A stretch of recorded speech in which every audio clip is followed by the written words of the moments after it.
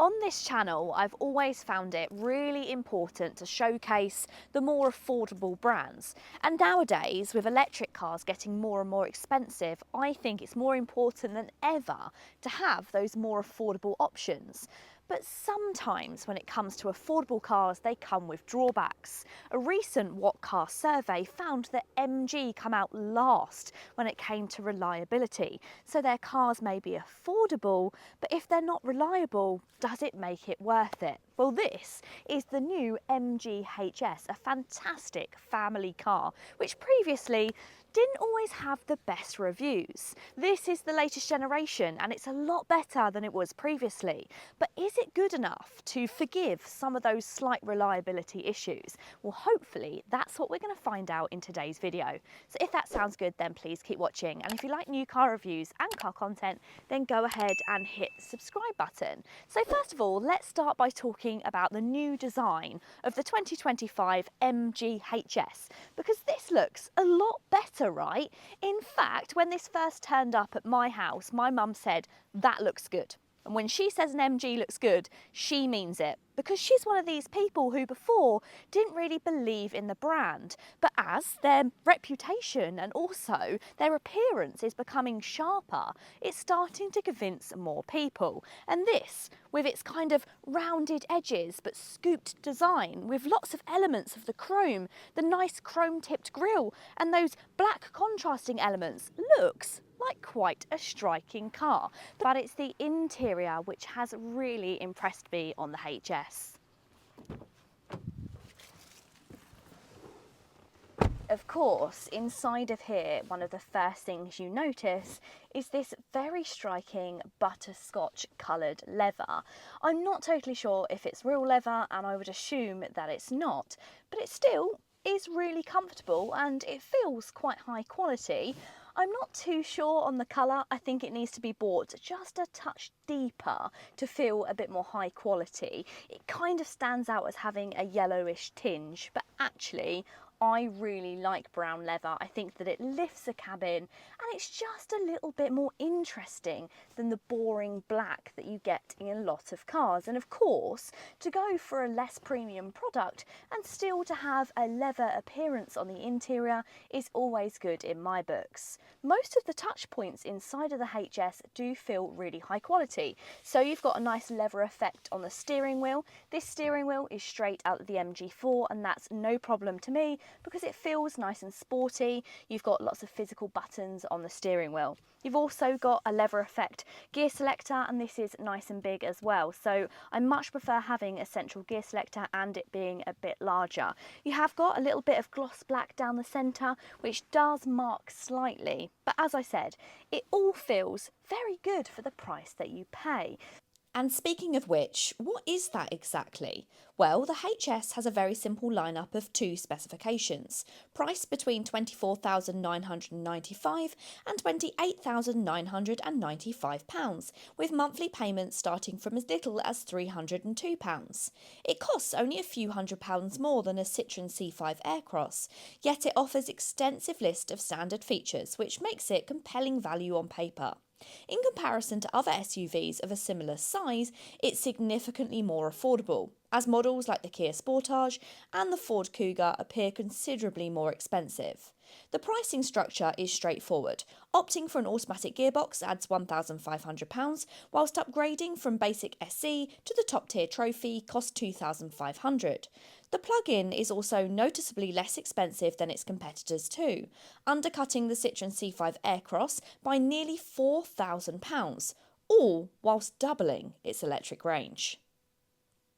But there are some small issues when it comes to this car, and that's the available technology. So the system has come out of the MG4 and it's a good system. It works a lot better than it did when they first introduced it, and it's miles away from MG systems of the past, but it can be a little bit slow at times. So normally I just put my Apple CarPlay or Android Auto on. I haven't been able to do that in this car, and that's because it only has USBs, which for an updated car feels a little bit of a shame, because I use USB-C. Now I do have a USB-C plug for a USB charger, and I plug that in and it wouldn't recognise the device or work. So if you are going to use this with Apple CarPlay and Android Auto, because it's not wireless, you're going to need a really high quality cable. And we all know you have one of those once and then you end up buying the cheap ones, but the cheap ones don't seem to connect. And that, in my opinion, is a real shame, as that system is what I use most of the time when I have these cars.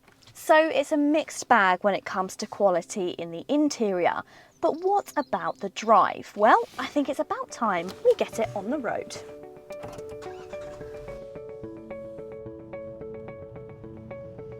Just before we start talking about the engine in the MG and my driving experience over the week of having this car, I'm just going to go ahead and I'm going to turn off some of the ADAS systems that I find to be a bit intrusive, and especially when we're filming. Now, the first one surrounds the traffic sign recognition. So there's a few different types of audible warnings that you get in the HS. So you have got an audible warning when the speed changes, and then you've got an audible warning when you go over the speed limit, which both things are quite helpful, but not when I'm filming because it'll be quite intrusive. Now, all you have to do to turn it off is you go to the car, and then pretty much the first thing that comes up on the MG Pilot screen is your speed sign recognition. So we're going to leave the recognition on, but we're going to turn off the audible warning to let us know when we go over the speed limit. And we're also going to turn off the speed limit change audible warning as well. Interestingly, it's a little bit fiddly to get used to because you have to slide these bars across rather than just tap them, which feels silly because when you're driving, that can be a little bit difficult to navigate whilst you're kind of trying to focus on the road. And that moves us on to the next thing that I'm going to turn off, and that is your attention warning. It's letting me know right now that I'm not paying attention, which to me, I'm looking straight ahead. And that's the thing about this car. It has an audible warning to let you know when you're not paying attention, but it seems to do it a lot even when you are looking ahead, and especially when you go to turn it off, because of course you're looking at the screen, which is quite funny. But now on the MG Pilot screen, you have to go all the way to the bottom, and then you'll find the driver distraction monitoring. Again, you have to swipe it, and we're going to turn that off. You have to confirm it. It's bleeping up again. There you go. And now that's all of the systems that I find to be intrusive switched off.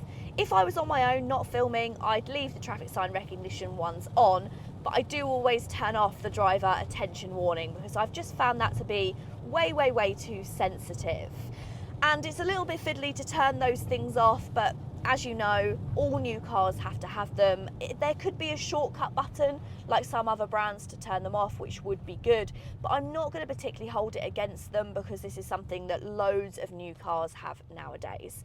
So let's move on to the driving experience, and this is another area where it has really pleasantly surprised me with this car.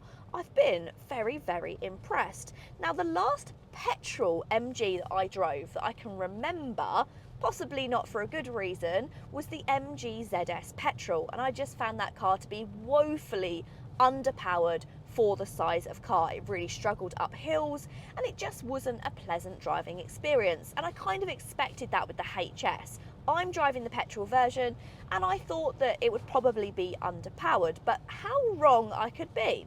So under the bonnet, you've got a 1.5 litre turbocharged petrol engine with 168 brake horsepower and 203 pound-feet of torque. It goes from 0 to 62 in just under 10 seconds, and I know that doesn't sound particularly quick, but actually I found it to be really well paired with the size of car. You're not going particularly fast in a large family car, and I found it to be more than capable. In fact, it feels quite sporty at times because you get the feedback from that turbocharged engine that we're not used to in hybrids or electric cars.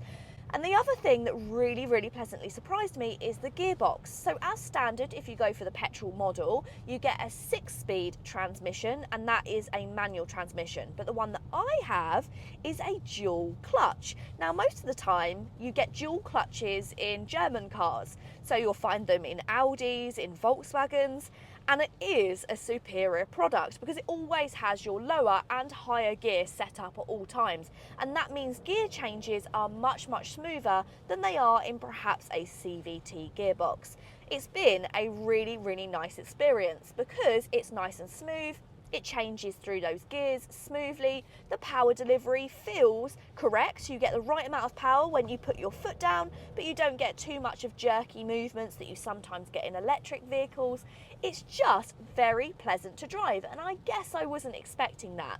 Sometimes when I think back to when I drove that ZS, it was just a really bad experience that left a little bit of a sour taste in my mouth with what otherwise was a good affordable product. But the nice thing about the HS is it's a good affordable family car, and you also get a really good engine as well, which is a huge bonus in my books.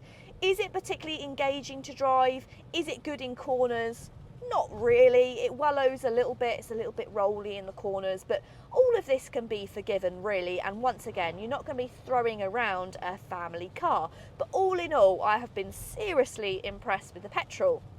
And apparently the plug-in hybrid is even better. One of the key reasons the plug-in hybrid is even better is because the really decent amount of range. It has far more range than you'll find in pretty much all of its key rivals, apart from the Volkswagen Tiguan, which of course I've had on the channel recently. So all of that is super good news. The only thing about the plug-in hybrid is it might be slightly heavier, and then you might just find it a little bit less comfortable than this car, of which is a really comfortable drive. There's also a strong or mild hybrid, I can't remember of which should be following on later on, and maybe that would be my pick, because although this petrol has been really nice to spend time with, it isn't the most economical car out there. Don't get me wrong, it's still pretty economical. I've been seeing around 40 miles per gallon, but hopefully the hybrid should make this even better.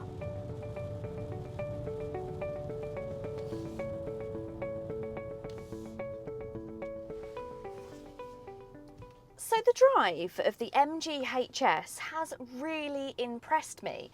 But of course, when it comes to a large family car, one of the most important things is space for passengers. So let's take a look in the rear of the MG HS and also inside of the boot.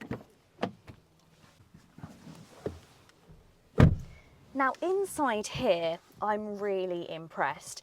It feels super comfortable. Of course, you've got the same imitation leather in the rear, and it just feels really squidgy and luxurious. You've got two ISOFIX fitments on either sides, and you've also got a pull-out armrest which features a couple of cup holders which are trimmed in gloss black. You don't often see that in the rear of the car, and it feels quite high quality. There isn't any through loading though, which is a real shame in a car like this, which will be used as a large family car.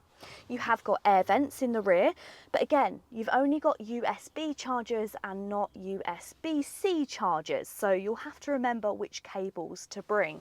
I've got loads of legroom, plenty of headroom as well. I've got pockets on the backs of the seats, and actually there's quite a large amount of storage inside of the doors. So overall, it's a really usable space. Is it best in class? It's not best in class, but you know what? It's nearly up there. But what about the boot space? It's a similar story in the boot as well. It's not class leading, but it should be more than enough for most families.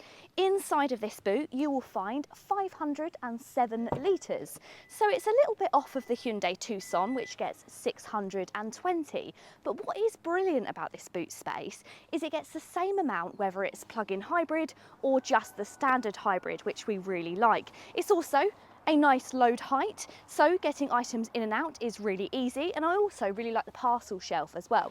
It feels a bit more robust than other retractable parcel shelves on the market. But that's the positives. There are a couple of negatives, and that's the fact that it's just lacking a little bit in any details. There's a couple of luggage nets on either side, but there isn't any hooks, there isn't any 12-volt charging, and that's a little bit of a shame for a family car.